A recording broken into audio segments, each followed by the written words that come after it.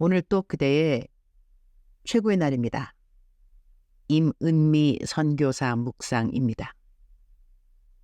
2024년 3월 30일 토요일 최고의 날. 내 이웃이 진정 성전이라면 역대하 2장. 나에게는 참으로 많은 단체 카톡방이 있다. 그 중에 한 방이 담장 안 식구들 중보 기도방이다. 약 300명이 그 방에 있다. 어제 그 방에 이런 기도 제목이 올라왔다.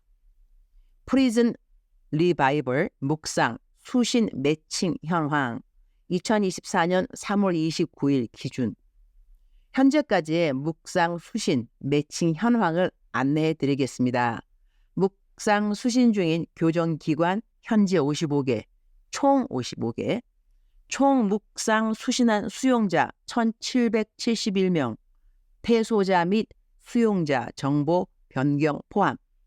현재 묵상 수신 중인 수용자 1359명, 현재 묵상 발신 발렌티어 254명, 대기 중인 수용자 117명, 3월 25일부터 3월 29일까지 묵상 신청자 111명, 현재 113분이 묵상 수신 대기 중에 있으니 혹시 추가 매칭을 원하시거나 신규 발렌티어 분들이 많이 참여할 수 있도록 주변에 홍보와 독려 부탁드립니다. 감사합니다.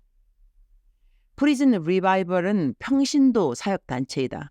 영어로 프리즌은 감옥을 뜻하고 리바이벌은 부흥을 뜻한다. 그러니 옥 안의 부흥이라는 사역단체인데 아주 간단하게 설명하면 내가 매일 올리는 성경 묵상을 담장한 식구들에게 일주일에 한 번씩 일주일치 묵상을 모아서 보내주는 일을 한다. 한 사람이 많이는 30명에게까지 보내준다고 한다. 이 일을 254명이 자원봉사로 하고 있는 것이다. 성경도 담장한 식구가 원하면 보내주고 있고 하나님이 찾으시는 한 사람 그대입니까? 내가 쓴 첫 번째 책 역시 전도용으로 담장한 식구들에게 보내주고 있다. 그 기도 제목이 올라가자 이미 담장한 식구들에게 내 묵상을 편지로 보내는 분들이 2사람, 3사람 등등 추가로 자신들이 더 보내겠다고 답을 올리는데 어느 분은 10분을 더 추가로 보내겠다고 한다. 카톡에 한 분 한 분 자기가 이미 하고 있는데도 지금 보낼 사람이 부족하다고 하니 자기가 더 하겠다고 손을 드는 모습이 짠하니 감동이었다. 그래서 내가 그 방에 올리기를 오늘 내칭 추가하시는 분들은 나에게 개인 톡으로 자기들 기도 제목을 주세요 라고 했다. 내가 어제 학교 수업이 없었는지라 조금 시간에 여유가 있으리라 생각해서 그렇게 올렸는데 많은 분들이 내가 어제 기도해드리겠다는 그 말이 반가웠는지 담장한 식구들에게 추가로 더 묵상을 보내겠다고 손을 들어주셨다. 처음에 기도 제목이 올라왔을 때는 추가 매칭이 113명 필요하다고 했는데 어제 하루가 다 갈 즈음 추가 매칭 더 하겠다고 해서 확보된 매칭이 226명이었다. 와, 할렐루야. 덕분에 나는 72명의 추가 매칭을 신청해 준 분들 기도 제목을 일일이 받아서 일일이 기도해 드렸다. 사실은 내가 처음에 예상했던 것보다 훨씬 더 많은 시간을 한 분 한 분 기도해 드리는데 사용했다. 하나님이 기뻐하신 시간이라고 믿는다. 나는 프리즌 리바이벌 사역이 무척 중요하다고 생각한다. 지금 담장 안에서 내 묵상을 읽는 분들은 거의 1300명이다. 전국에 있는 모든 교정기관에 내 묵상은 들어가고 있다.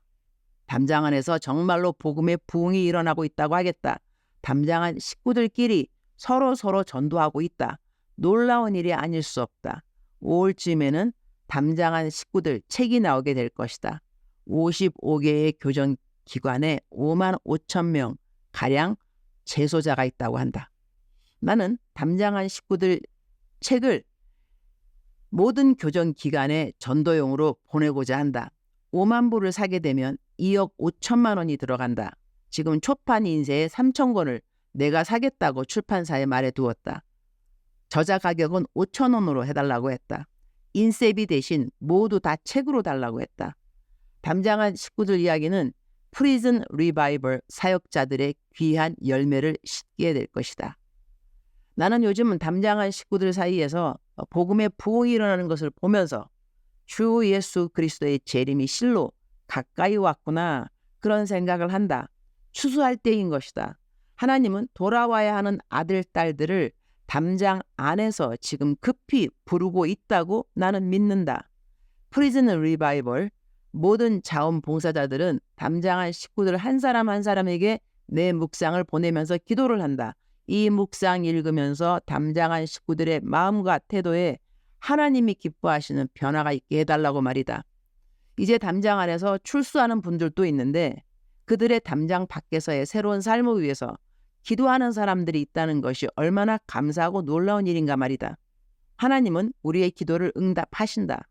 사람을 귀히 여기는 모든 사람들은 하나님이 복을 내려주신다. 보내진 기도 제목을 보면서 어떤 분은 너무나 위로와 격려가 필요한 것 같아서 기도해 주면서 위로 케이크를 보내드리기도 했다. 기도 제목을 보면서 한편 감동이었던 것은 당신들도 너무나 힘든 상황인데 담장한 식구들을 기도로, 그리고 우편물을 일주일에 한 번씩 꼬박꼬박 보내면서 자원적인 섬김을 해주는 것이 얼마나 감동이었는지. 주님, 프리즌 리바이벌 모든 자원봉사자들의 기도 제목을 들으셨으니 모두 응답하여 주실 것을 믿습니다.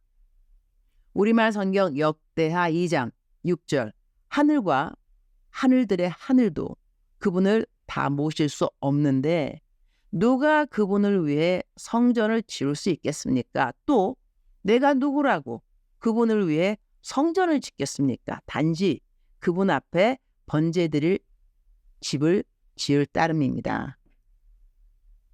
But who is able to build a temple for him, since the heavens, even the highest heavens, cannot contain him?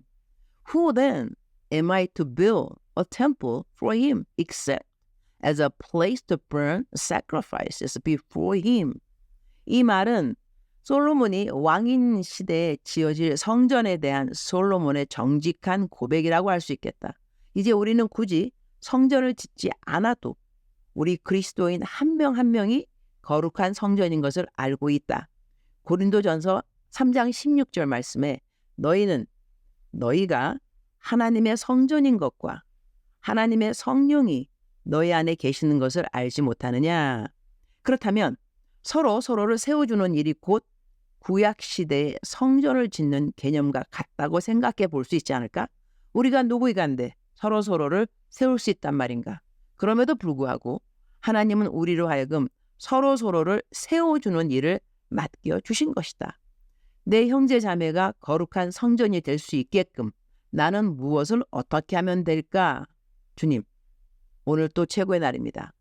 우리가 하나님의 성전이라고 말씀해 주셔서 감사합니다. 너무나 소중한 자리가 아닐 수 없습니다. 성전을 크고 웅장하게 짓고 싶어 했던 솔로몬의 고백을 기억합니다. 우리도 성전된 내 형제 자매들을 가능한 크고 웅장하게 지어주고 싶은 마음이 있어야 하지 않을까요?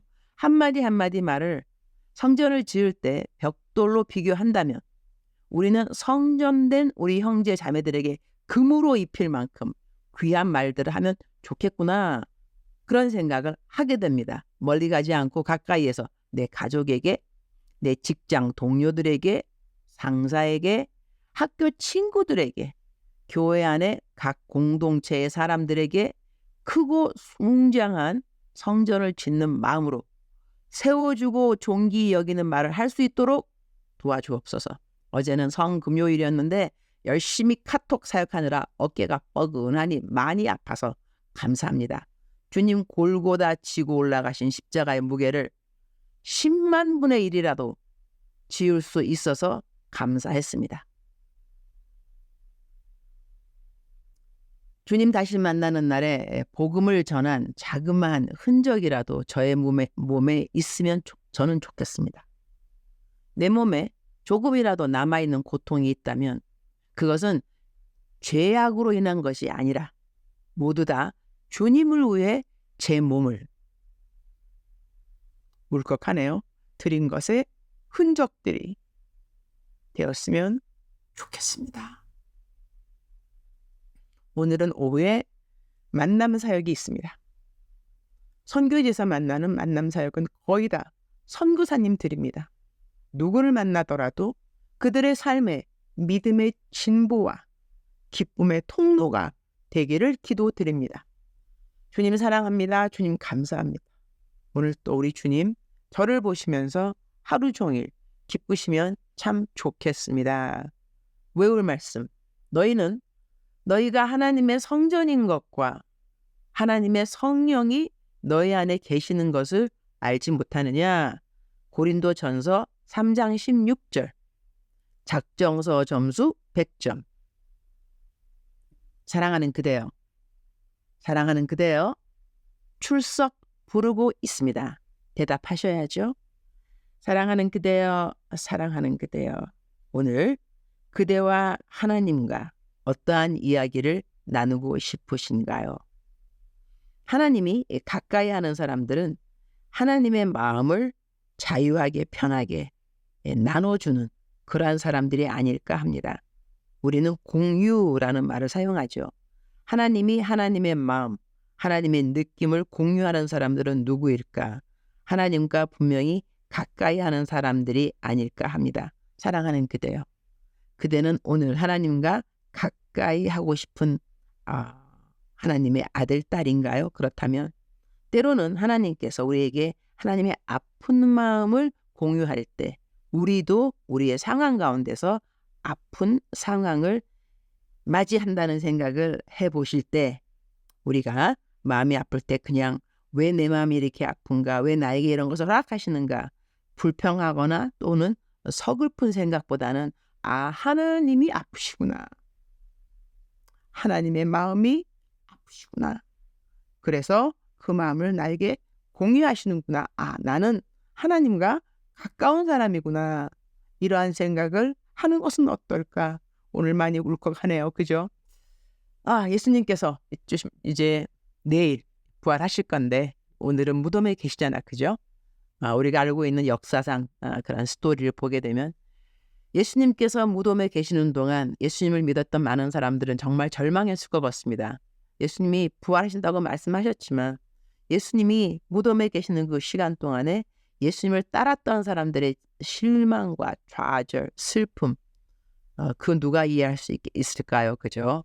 그래서 우리가 오늘은 어쩌면 무덤에 계신 주님과 함께 공유해야 되는 그러한 어둠이 있을 수 있겠지만 내일은 부활절이라는 것이죠. 사랑하는 그대여. 사람들이 땅을 치게 되면 또 위로 솟아오른다 그러더라고요. 위로 솟아오르지 않는다는 것은 아직도 땅을 치지 않았다. 그런 말도 된다는 말을 들은 것 같은데 사랑하는 그대여. 우리는 다시 일어날 사람들인 거죠. 부활의 주님과 함께 일어날 그대들을 축복합니다. 사랑하는 그대여 사랑합니다. 사랑하는 그대여 축복합니다. 오늘 또 그대의 최고의 날입니다.